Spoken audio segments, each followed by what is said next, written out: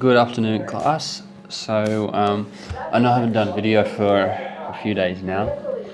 I haven't been feeling too well, yeah, that's why I haven't done it. So today we're going to look at information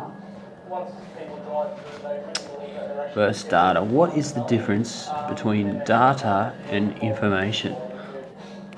Now, I imagine most of you understand, but I'm going to provide some examples. So, data is unorganized facts, as we have talked about before.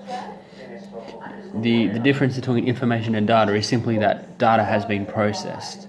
Okay? So, I'll give you an example. So, here we have a Tesla car. You know, those cars that can pretty much drive by themselves. Well, don't laugh at my drawing, guys. So, here's a Tesla car. I think this is the front.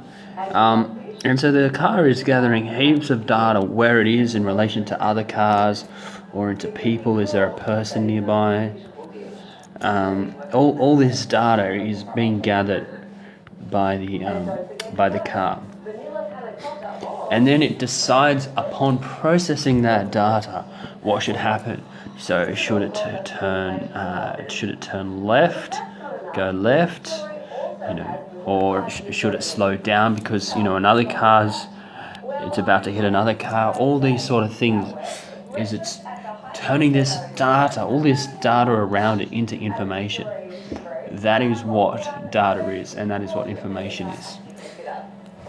I'll give you another example of data. So, like the census. Recently we had the census, like we have talked about in class.